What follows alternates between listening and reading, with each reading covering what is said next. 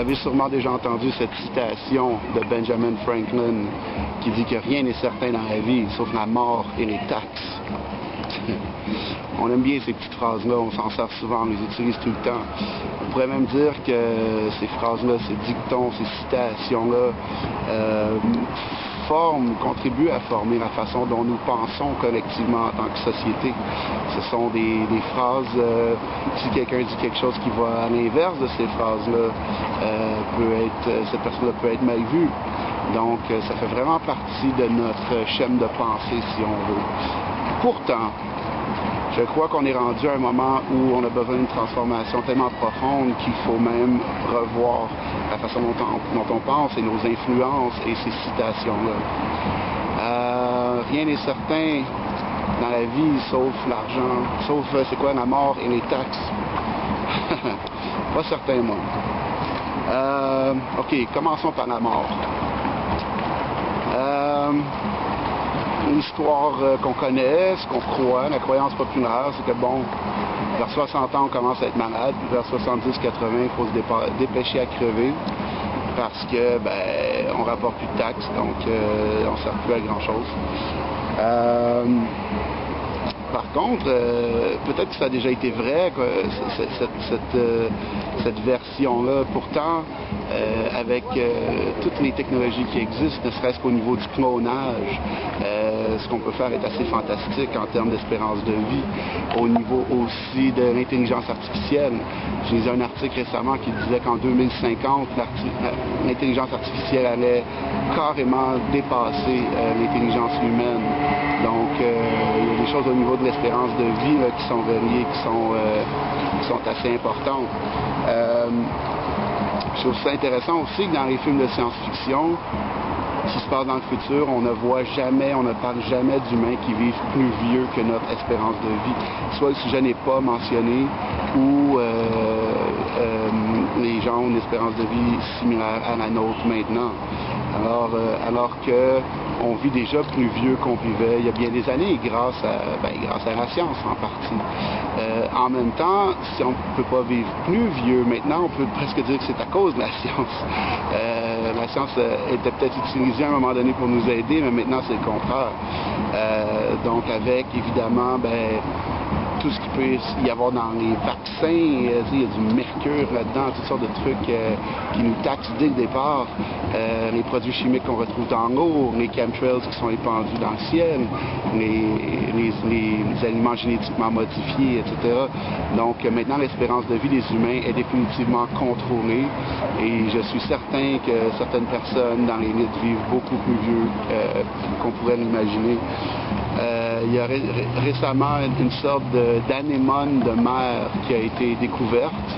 En fait, ça fait déjà un bon bout de temps, qui semble être éternelle. Donc, on a tendance à croire que tout meurt sur la Terre. Cette anémone-là a un métabolisme particulier, c'est-à-dire qu'elle a une évolution. Elle commence jeune, elle vieillit, elle a une évolution. Quand elle devient vieille, son métabolisme se renverse et redevient jeune. Il recommence le cycle. C'est donc une anémone éternelle à toute fin pratique. Enfin, on n'a pas trouvé le bout. Et d'ailleurs, c'est peut-être un problème parce que cette anémone-là se reproduit. Donc, il commence à y en avoir un peu partout dans les océans et il se reproduit de plus en plus. C'est une anémone assez petite qui fait, je crois, environ 1 centimètre. Mais malgré tout, si ça se reproduit trop vite, ça peut devenir un problème. Donc, pour moi, en 2014, de dire que la mort est une des rares choses certaines sur la Terre, je suis pas d'accord avec ça. Parce que c'est ça, pour toutes ces raisons. Parlons des taxes maintenant. OK, nous avons un système financier. Il peut y avoir différentes variations dépendamment du pays où vous vivez. Mais en gros, si vous allez si vous venez emprunter de l'argent à la banque, mettons, je sais pas, 10 000 au bureau, peu importe quelle dénomination, vous allez voir la banque, vous leur demandez, s'ils acceptent, ils écrivent dans leur ordinateur 10 000. Et vous avez 10 000 sur votre compte. La banque n'a pas besoin d'avoir 10 000 pour vous prêter 10 000 Il y a très longtemps, c'était comme ça. Avec tout un système de lobby et on On sait que les banquiers infiltrent un peu tout. Donc, à force de trafiquer les lois, maintenant, les banquiers n'ont plus besoin d'avoir d'argent pour prêter de l'argent. Dans tous les pays, il y a aussi un système, ou à peu près tous les pays, il y a aussi un système semblable à celui qu'on a au Canada, c'est-à-dire qu'ici, on a la Banque du Canada. Sur nos billets d'argent, c'est écrit Banque du Canada. C'est censé être un organisme gouvernemental qui imprime l'argent pour le Canada, donc qui gère l'argent pour nous.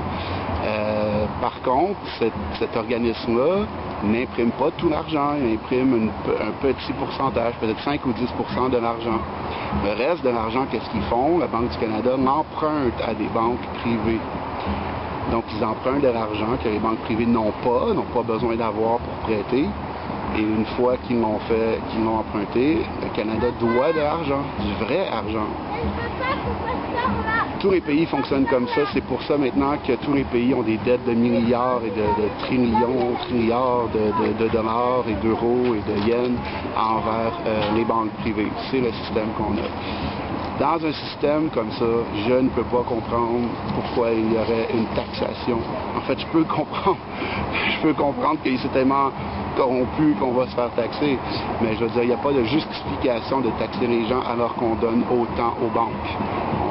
C'est incroyable les montants d'argent qui sont, qu'on peut dire, jetés par les fenêtres. Là. En fait, selon moi, la seule justification des taxes, de la taxation, c'est pour s'assurer, vu que l'argent représente le pouvoir dans la société où on est telle qu'elle est présentement, c'est de s'assurer que les gens n'ont jamais accès à trop de pouvoir, jamais assez de pouvoir pour pouvoir changer le système.